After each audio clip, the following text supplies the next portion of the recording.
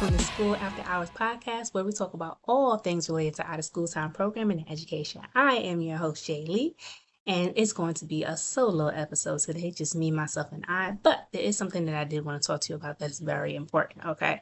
So, as you know, right, summertime is coming up. All you're going to do is blink and it's going to be here. So, this is the time to start to do what? Prepare for that time.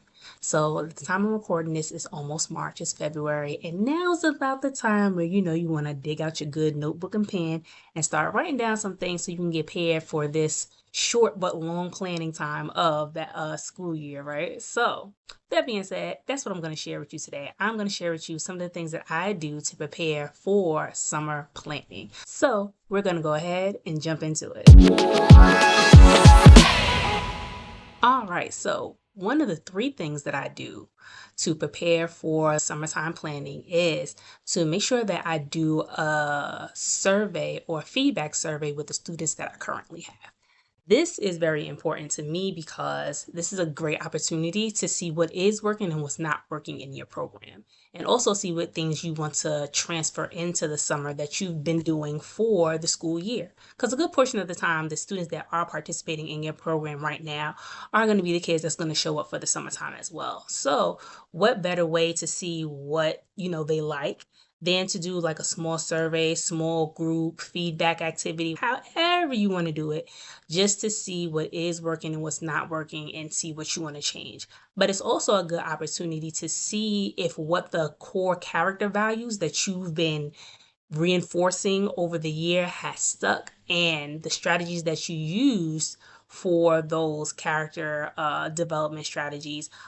Is it something that you could carry over into the summertime as well, so you can consistently get that build, right, that you're looking for and that you want? So feedback survey, definitely important. That's one of the things that I do to prepare for my summer planning. And I would do this before spring break, because after spring break, kids are not going to be thinking about anybody's feedback or giving their opinion about anything. At that time, school is definitely preparing for a standardized testing. They're wrapping up the end of the year, all the things that are going to take place right after spring break. So if you can, please, I would strongly suggest get these surveys done before spring break happens. You will be so thankful for it. And it gives you kind of time to sit with yourself and plan your next step of what you want to do. Which brings me to my step number 2. Go ahead and start brainstorming. Take this time to write down all of your ideas that you have for the summer. Also take in consideration the feedback that you just got, right? That's what you got it for. Take the surveys that you got from the students and go ahead and see what you could transfer into the summertime when it comes to your planning. What routines, what things that you're doing that's working, you can go ahead and apply to the summertime, right? Then see what you can add to the summer to make it a little bit more fun, a little bit more engaging, make it a full out great experience for the students, but also as well as the staff. But also take the time to decide if you want to do a summer theme. Sometimes that's great. It's a little bit easier when you're planning. However you want to do it and whatever works best for you. But this is that time to decide if you want to go with a theme or you want to do something a little bit different. But always incorporate the feedback that you just got back from the students so they feel like their voices were heard and valued. And last but not least, you want to put together your summer registration announcement. This will give parents an idea what you're going to be offering during the summer, but also when registration starts. The key thing is to make sure that you put it in front of parents so they are aware of when registration opens. What you do not want to happen is that they go ahead and look out to other programs and then you're potentially losing a child for the summer, right? So if you go ahead and put your announcement together with, some small detailed information, just give them a little tidbit of what you're going to be doing so that they can gain their interest. Parents like to plan ahead of time. Some parents, they're already looking for stuff as we speak to make sure they have something for their child to do for the summer. So it's best that they would want to go with you. Why? Because they've already built a relationship with you. They have a rapport with you. They know what the program is about. So more than likely, they're going to want to stay with you as a program if your registration is open within a specific amount of time.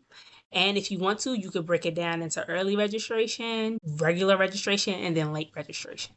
And the reason why I make that suggestion is because as you're processing their summer paperwork, it gives you a buffer as an administrator to see how many spots you have left for programming, right? So if I do early registration, I can go ahead and put the kids where I need to in their specific groups, and then I can see what groups have how many numbers left in them, okay? So when you go into your regular registration, you can say, hey, put a small announcement out for the parents that's already in programming and, out to the public.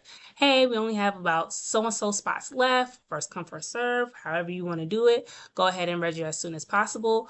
We'll let you all know when spots are filled, and then we'll open up a waiting list. So they are fully informed, of their next steps and what's taking place, right?